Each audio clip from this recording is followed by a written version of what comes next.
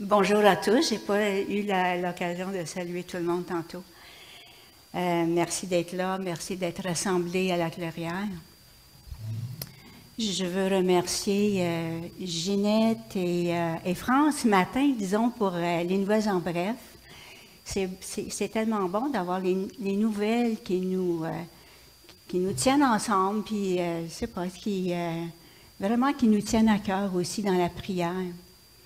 Ça me ramène à la semaine passée, dans les nouvelles en bref, on a prié pour moi parce que je devais présenter le partage d'aujourd'hui. Et puis, mercredi, on a prié pour moi aussi dans notre petit groupe ensemble le mercredi soir. Et ce matin, on prie encore pour moi. Je vais vous dire merci pour vos prières parce que ça s'est vraiment fait sentir énormément pendant ces 2 semaines-là.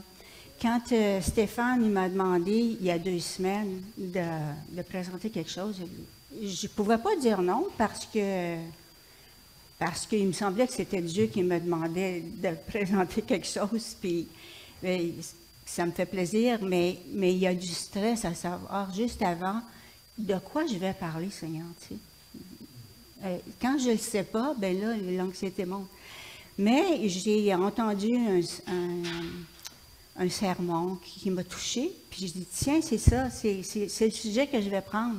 Alors, le stress a diminué.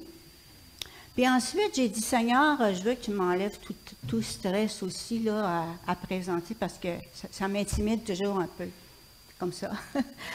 Alors, imaginez donc que c'est mon fils qui m'appelle pour aller garder son petit garçon, vendredi. Donc, pas hier, mais avant-hier, j'étais dans l'Outaouais pour garder mon petit garçon, mon petit-fils. Et puis, j'ai joué au camion puis aux autos toute la journée.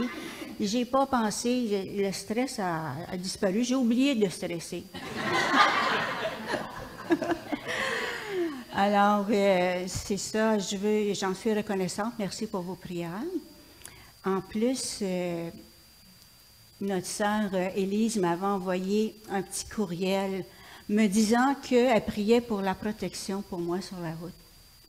Eh bien, en arrivant, j'étais pas encore arrivée à Gatineau sur l'autoroute 50 à l'heure de pointe, 3h, 3h15.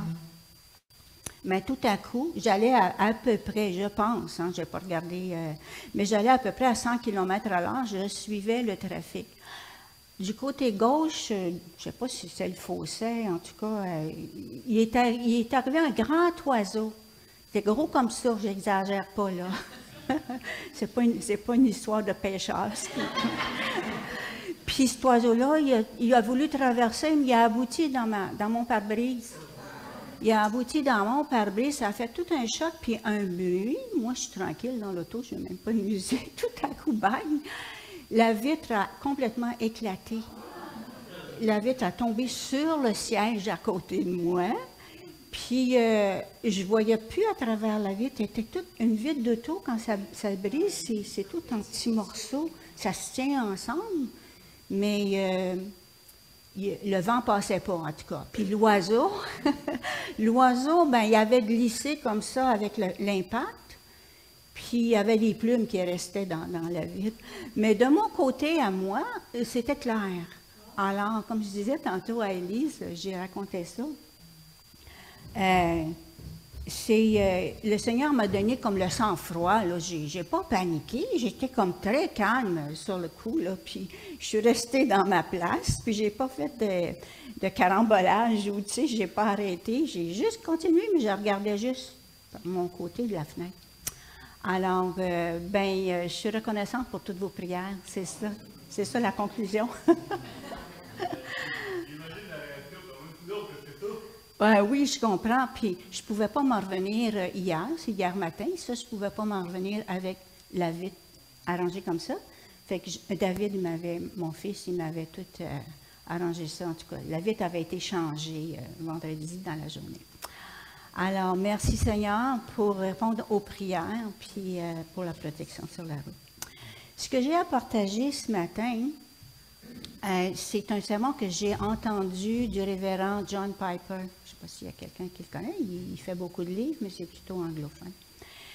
Et puis, j'ai pris son sujet qui est sur la prière, mais sur la prière considérée du côté de Dieu, disons. En tout cas, ça va être le sujet de mon partage. Ce que j'ai à vous dire, ça se comprend plus avec le cœur. Mais il ne faut pas négliger qu'il faut comprendre aussi avec la tête, parce qu'on a quand même une tête plantée sur deux épaules. Mais ça se comprend beaucoup avec le cœur. Il s'agit de Dieu et il s'agit de nous. Et quand il s'agit de Dieu, on dit Dieu est amour. On sait que Dieu est amour, mais il faut vraiment s'arrêter pour y penser, pour intégrer cette grande vérité-là que Dieu est amour. Parce qu'on le dit souvent sans trop y penser, hein, c'est quelque chose qu'on connaît. Alors, il est amour, puis il faut s'arrêter pour considérer la grandeur, l'immensité, la profondeur de cet amour-là.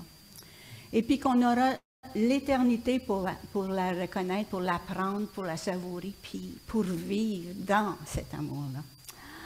Alors, c'est difficile de comprendre avec la tête qu'on n'arrive pas à saisir ce qui concerne Dieu, puis on n'arrive même pas à saisir ce qui nous concerne nous-mêmes. Alors, qui peut expliquer, et ici je pose la question, qui peut expliquer facilement ce qui concerne Dieu? Pas de réponse. Qui peut expliquer facilement ce qui concerne le cœur humain? Et quelque chose aussi, hein? Pas de réponse. Alors, on est dans le même camp, on est tous corrects. Dans la Bible, on peut lire « Tu aimeras le Seigneur ton Dieu de tout ton cœur, de toute ta pensée et de toutes tes forces. » On va faire l'effort de penser avec notre tête aussi en même temps que le cœur. Dieu va certainement bénir cet effort-là. On va comme plonger, moi je suis un peu poétique, hein? On va plonger dans la pensée de Dieu, dans sa parole. C'est comme une image dans l'océan. Si on plonge en plein milieu du Pacifique, là, on va regarder le fond. Le fond est tellement profond, est tellement loin, est tellement inaccessible, mais est tellement sombre aussi.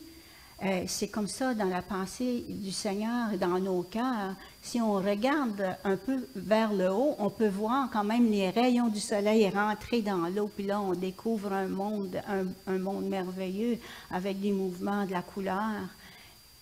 On regarde la lumière qui vient d'en haut. Et ces brillants lumineux, ça vient d'en haut du Père des Lumières. Et c'est lui qui peut éliminer la pensée. Mais il faut faire l'effort quand même dans la parole de Dieu pour s'arrêter, pour méditer. Le titre du partage de ce matin, ça s'appelle « Le plaisir que prend Dieu dans nos prières. » Le plaisir que prend Dieu dans nos prières. Pourquoi Dieu prend-il plaisir dans nos prières? La question est simple, les mots utilisés sont simples, mais la réponse est profonde. Elle est très profonde. On n'en voit pas le fond. Et ça devient mystérieux et on peut être émerveillé aussi. Alors, le partage que je vais partager avec vous autres, ça a comme objectif, un premier objectif, c'est de nous encourager à prier davantage si nous savons que Dieu nous sourit quand on vient à lui en prière. Ça nous fait du bien de savoir que Dieu se réjouit de nos prières. Au lieu de penser que Dieu et les autres qui nous entourent quand on est en groupe, de penser que nos prières sont médiocres, sont pas bien formulées, sont routinières, sont pas très sophistiquées. Dieu dit jamais que cette prière-là, c'est une prière de pécheur, puis un mauvais pécheur en plus, là.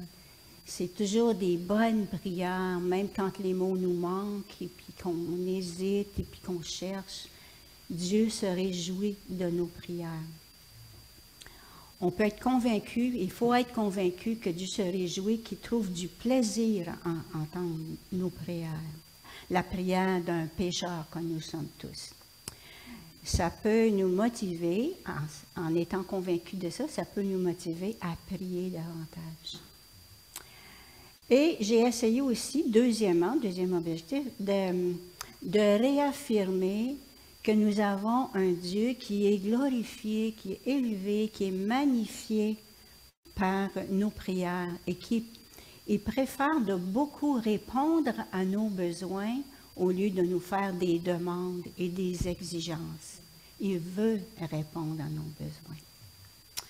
Alors, Dieu sait qu'on est pécheurs, mais il nous a appelés à croire en Jésus-Christ. Il nous a appelés à être des saints en devenir. Pareil comme un bébé est en devenir d'un homme ou d'une femme. Et Dieu veut nous voir grandir, et une façon de grandir, c'est par la prière aussi. On l'entend souvent, on le répète souvent, c'est tellement important, mais c'est vrai que c'est important de venir à Dieu à n'importe quand, à n'importe quel moment de la journée, mais à des temps spécifiques aussi, matin, soir, midi, mais de venir souvent lui parler, puis être en communication, en communion avec lui. Alors, Dieu prend plaisir à nous voir grandir, et une des façons, c'est la prière. Et Dieu se réjouit de nous donner tout ce qu'on a besoin, qu'on lui demande, et ça, c'est la prière. La prière glorifie Dieu en même temps qu'il répond à nos besoins. Est-ce qu'on pense qu'il ne répond pas à nos besoins? C'est vrai que des fois, on a l'impression qu'il ne répond pas. Hein? C'est vrai? Mais il répond toujours à nos besoins. 1 Pierre 5,7, un verset, ça dit « Déchargez-vous sur lui de tous vos soucis, car lui-même prend soin de vous. » Est-ce qu'on croit à cette parole? On veut croire à cette parole. Déchargez-vous, on va se décharger. Il prend soin de nous. Est-ce qu'on a un cœur incrédule, qu'on hésite, qu'on pense que Dieu n'entend pas toujours nos prières? Ça, à ce moment-là, ce serait qu'on aurait un cœur incrédule. Il faut se vérifier.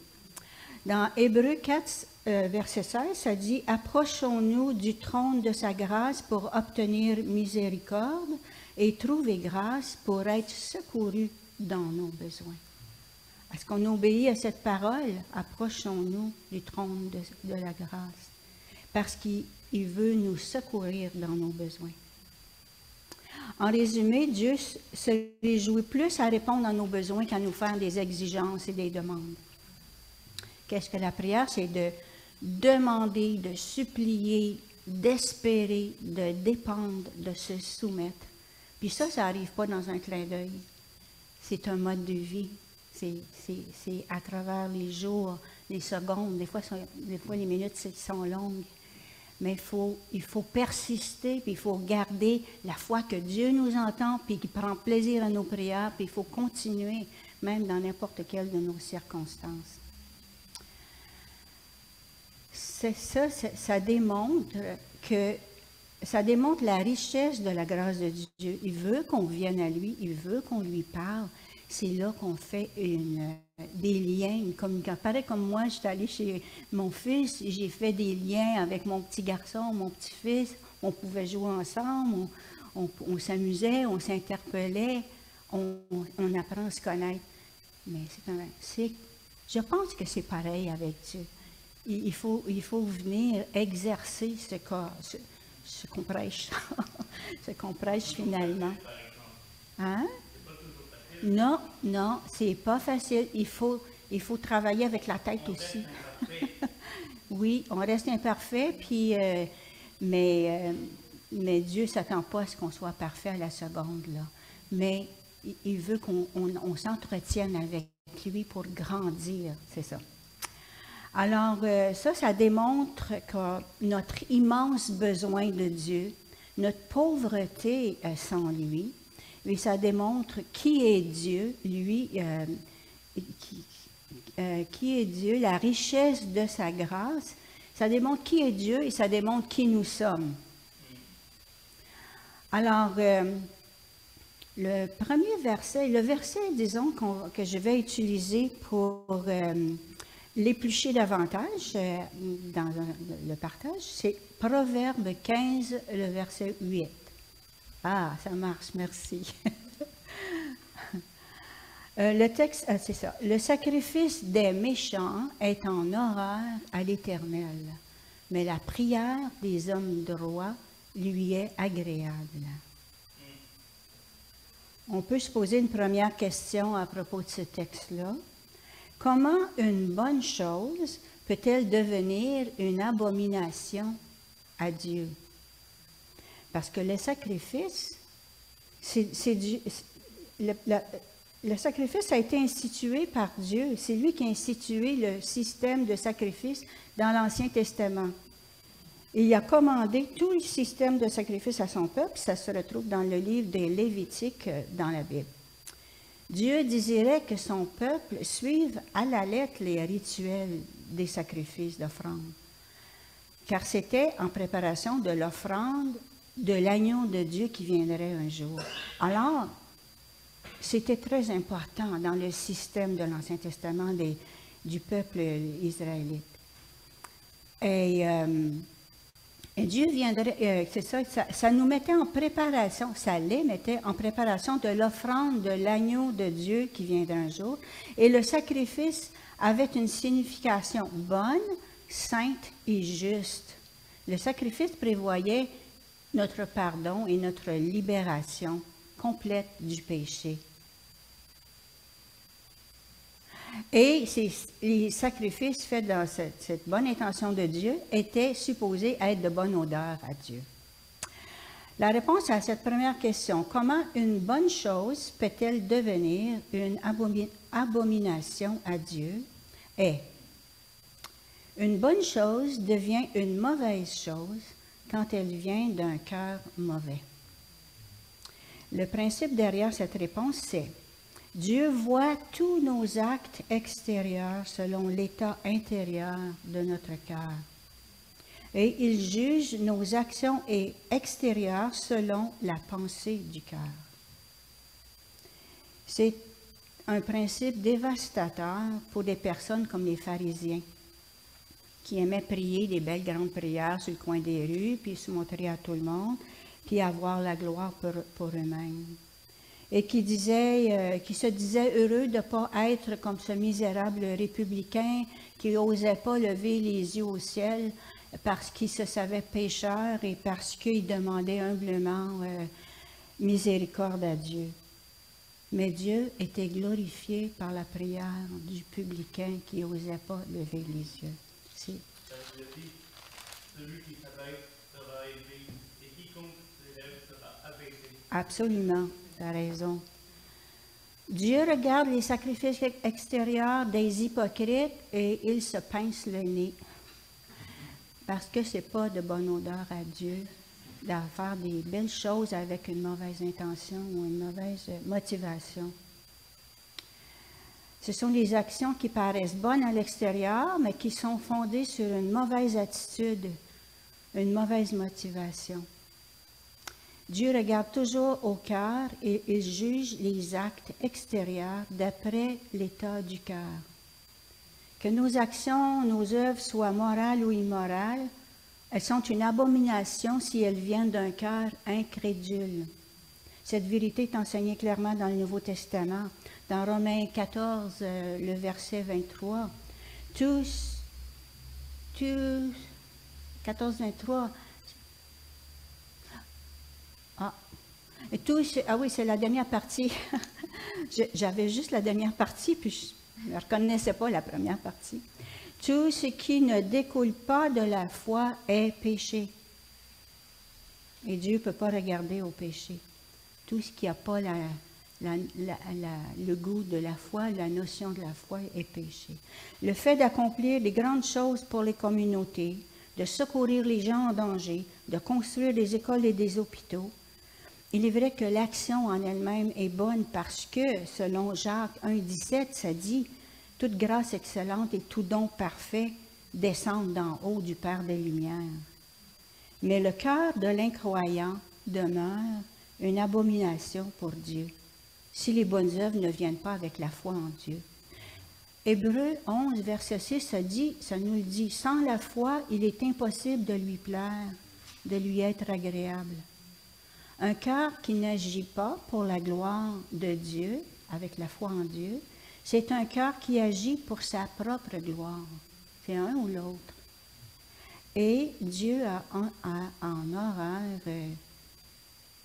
les prières qui sont dirigées pour la propre gloire, pour sa propre gloire. Pas sa gloire à lui, mais la gloire de celui qui prie.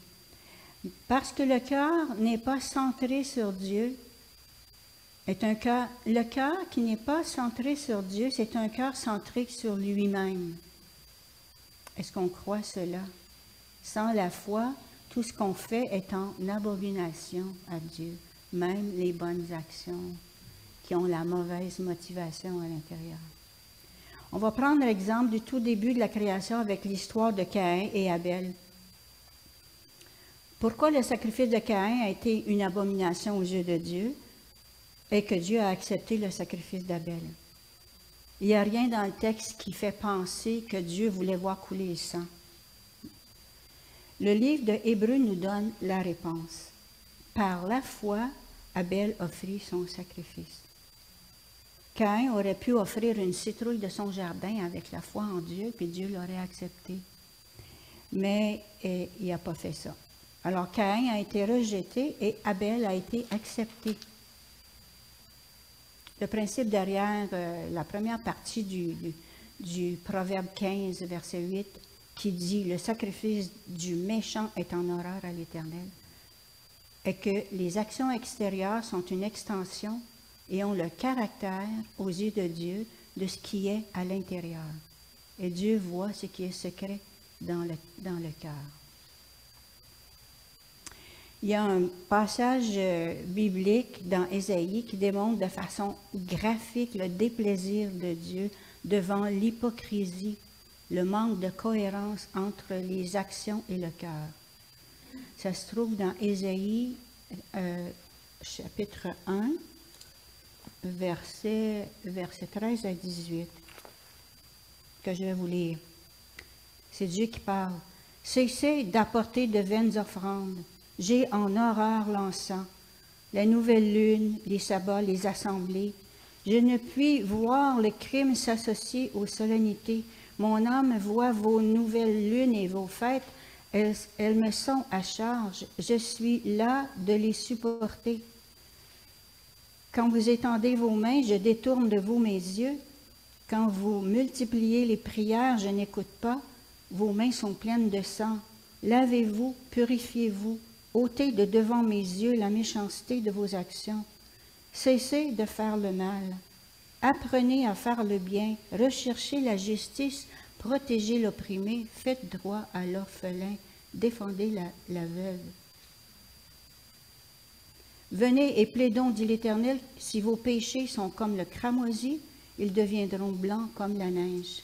S'ils sont rouges comme la pourpre, ils deviendront comme la laine. Alors,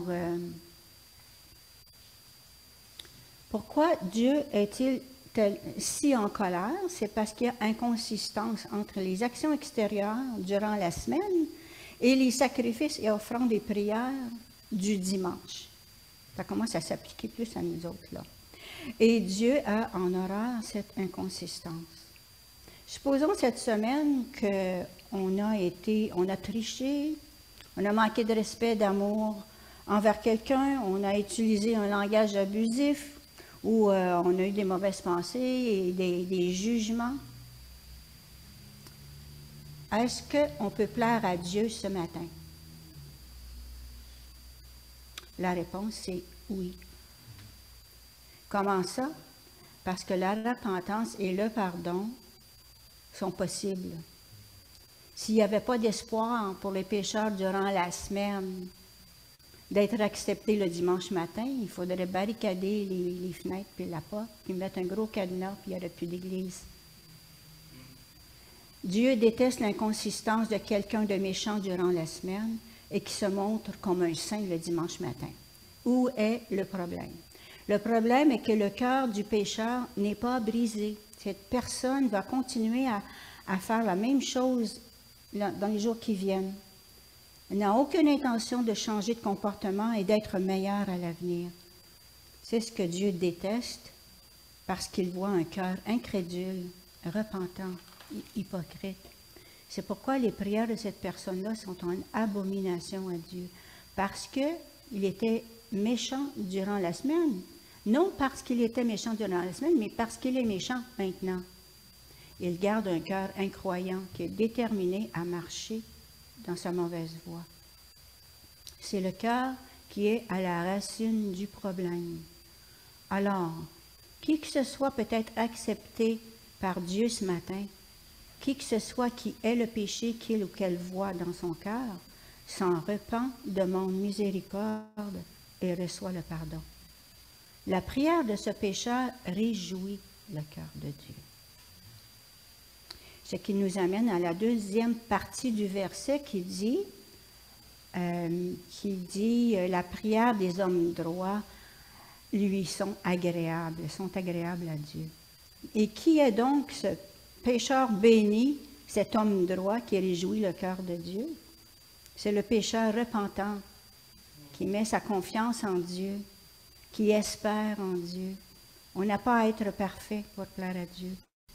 On a à être des pécheurs croyants, repentants, espérants dans la miséricorde de Dieu. Plaise à Dieu que nous soyons des croyants pécheurs comme ça. Comme conclusion, il y a une parole dans Ésaïe de 57, le verset 15, qui résume ce que je viens de dire. Ça va comme ça. Ainsi parle le Très-Haut, dont la demeure est éternelle et dont le nom est saint. J'habite dans les lieux élevés et dans la sainteté, mais je suis près de l'homme contrit et humilié, afin de ranimer les esprits humiliés, afin de ranimer les cœurs contrits. Dieu aime la prière d'un tel pécheur. Le pécheur est justifié et pardonné, et Dieu est glorifié. À lui revient toute la gloire.